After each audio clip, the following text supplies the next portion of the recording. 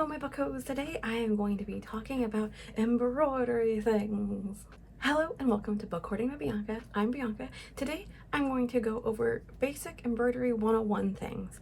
This is mostly focused on like supplies and setup, and this is just the first in a few videos that will be about just embroidery 101 introduction, little things that I found really helpful, little things that I didn't really see discussed in one place. Like I saw a lot of people just be like, here are stitches, but not how do you set up, how do you get supplies, what are the notions that you need. So hopefully this is a fun little series that gets you excited and answer some questions. And if you have any tips, I would love to hear them. This video series theme brought to you by my patrons. I actually did a poll earlier in the summer and asked them what they would like to see, and they were down for embroidery videos. So that's why we're here. If you would like to be part of polls in the future to determine my upcoming content spheres, join my Patreon. When you're doing embroidery, you're going to have hoops of various shapes, sizes, and materials, from wooden to plastic, circular to other shapes and sizes. But you just have a bunch on hand depending on what kind of project you're doing. There's also larger slate frames for big embroidery projects. But besides that, here are the materials you'll want. Nice, sharp, small scissors. You will want some kind of wax. This is a paraffin wax, but you'll want something to just wax your threads. Here are some pens of different shapes, sizes, and thicknesses.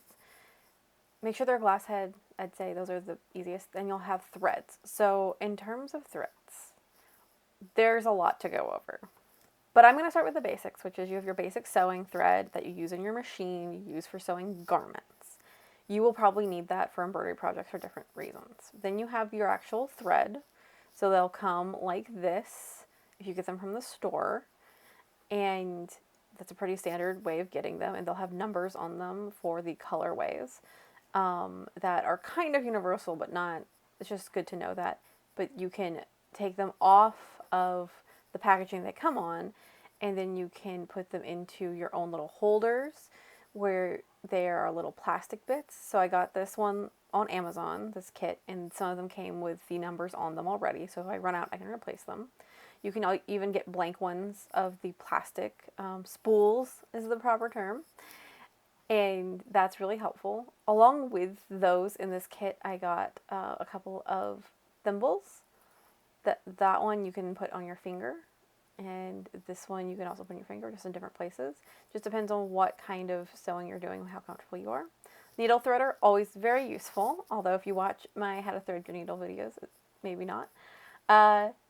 Seam ripper, again, critical for all sewing and embroidery things, especially those tiny spaces.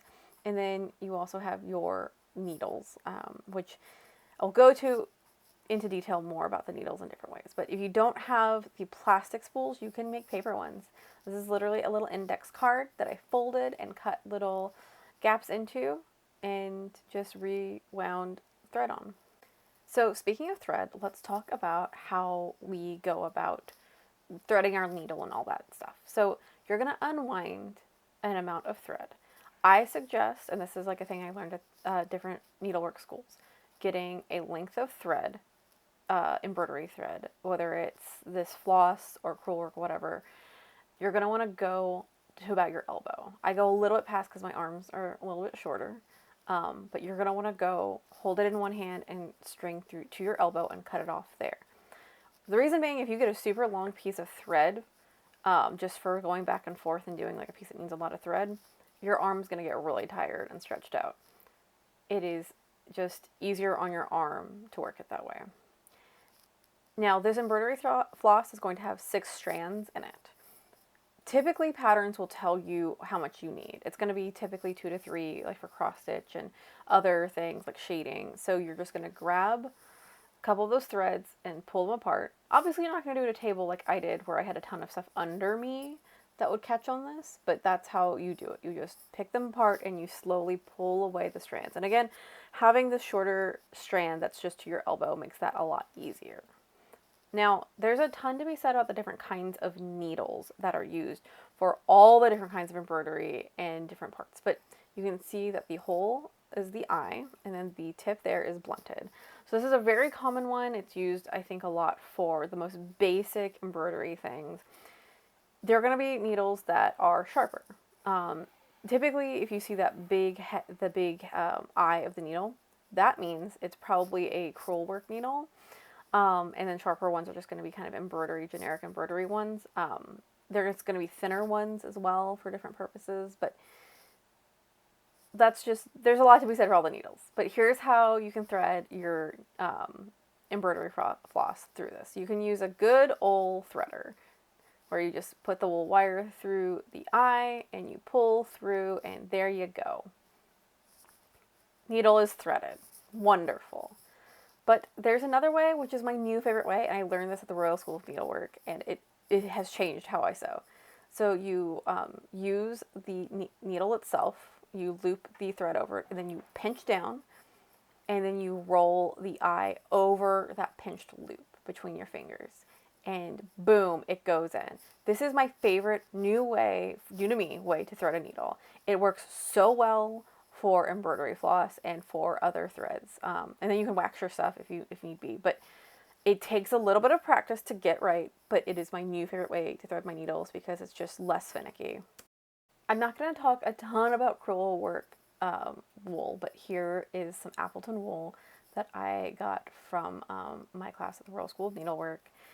You can get these either in long spools or in hanks, pre-cut hanks. There's a ton of places that talk about like how to get these and how to identify them. The easiest way that I can tell this between other yarns in my house is that these have 2 threads that make up the thread.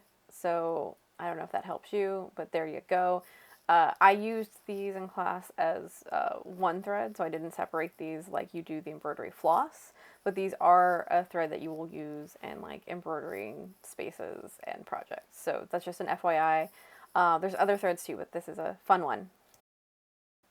Something else you're going to want to have probably is a little bead kit. I love finding these at thrift stores, little seed bead packets and everything, but having some spangles, that's a historical word for sequins, because yes, sequins are historically accurate to many periods, is fun to add to different embroidery projects. Seed beads of all different colors are great as well. For those, you will probably need to find a specific beading needle. They're thinner and are going to be a pain to thread, but they are very helpful for getting the seed beads on. And you can also find other things like these kind of chunkier shaped beads. That was a metal one and this is a wooden one. You can actually do a lot of cool surface work things, like use those for the base of blossoms or cool designs, do some crewel work, stitches, and all that stuff on top of them. Those are all possibilities, and I think they're just fun to have and add to your projects. In a different video, I'm going to show you how to wrap your hoops, but this is a really fun way to make a project stay really firm. There are different things that you can do with embroidery projects. This is a brooch inspired by Laura Olympus, and if you're doing something like a brooch, you can work off of a sheer fabric and build up from there. This is a cross-stitch project, and you can see I have that gridded Ida cloth, and I used a heat erase marker to add the different lines because I can't see easily on that fabric anymore. Here is a gold work kit from Hand and Lock that I've been slowly working on, inspired by William Morris and others. Now this is a needle minder. I got this little Highland Cow needle minder, and it's just a little magnetic thing that helps store your needle. I like to tuck mine behind the horn, but what it is a little magnetic thing, and don't lose your needle. So we have to suspend some disbelief here for a minute. Pretend this is a project I haven't already finished, and pretend those are hoops that are wrapped in fabric. And you'll find out why that's important later. But basically it helps keep tension, and it helps with tension a lot better. But here's how you just mount a piece on your frame.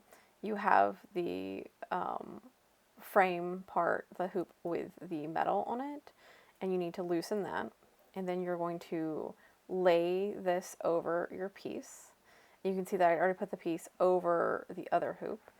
But what you're going to need to do after you get that on is you're going to slowly tighten everything, because you don't want that fabric to be loose. So you're going to tighten that little metal bit on the outer hoop, and then you're going to keep pulling the fabric until it's taut in that frame. So it's going to take a bit of just moving and pulling and moving and pulling, because you don't want it to be like all bunched up in one place. You don't want there to be a ton of bulk anywhere. You're just slowly pulling the the fabric through so that you can have a nice taut work surface, because you want it to be as neat as possible. This is why when you're doing if you do this with knits, you wouldn't be doing it the same way, obviously, and pulling it super taut like this, because it would just keep stretching and then you'd have a very weird situation. But this is how you would do it with basic woven fabrics. Just, keep pulling it until it feels taut. And you can see I tap it there. I usually give a little tap and then I lock it in as tight as I can and keep it from doing this. You probably have to adjust if you're working over multiple days or weeks on something, but this is the basic how you put it on a hoop. Okay, so taking it off the hoop, if you're going to do that, is, just kind of the reverse, but it might be hard to loosen that little key there. So I use some pliers and just help it along. Sometimes I have like a screwdriver that fits perfectly there, but I have pliers as well, and I can just kind of shift that until it loosens up enough for me to get it off. A lot of people do finish their pieces on a hoop and then hang them that way, and I will make a video later on about how to finish a hoop and do all that stuff. But just for now, I want to show you how you can do that. A lot of these pieces also too might have like you need to iron the pin off, or the water soluble stuff you need to wash off. So that's why you'd unhoop them before you put them back on one more time to frame. This is a different way that you can hoop up your piece as well, with the inner hoop like that where it's visible, and the outer hoop under it. This is also how I've seen some people using on like a sewing machine. If you're doing a chain stitch, you can kind of cheat your way with a frame this way. So just another option to work on your piece. Okay, so again, this is the first in a series of little intro videos about getting your embroidered workspace set up. I hope this was helpful, informative, and exciting. Again, I just made these because I hadn't really seen a ton out there that was really like about the kind of supplies and all that stuff. Like I just would see like little diagrams of like these are needles versus like, okay, how does that needle interact with certain threads and stuff like that. Anyway, thank you so much for joining me. Stay tuned for my next videos. Patrons, thank you so much for being here. You're the whole reason that I do this kind of stuff. I did a poll earlier in the summer asking about what to make some videos about, and y'all were down for embroidery stuff, so that's why we're here. Anyway, if you'd like to join my Patreon or leave me a tip on Ko-fi, there are links in my description. Don't forget that patrons get access to my Jane Austen Avocado Toast Society Discord server. Along with that, I would like to say thank you so much, and don't forget to make it so.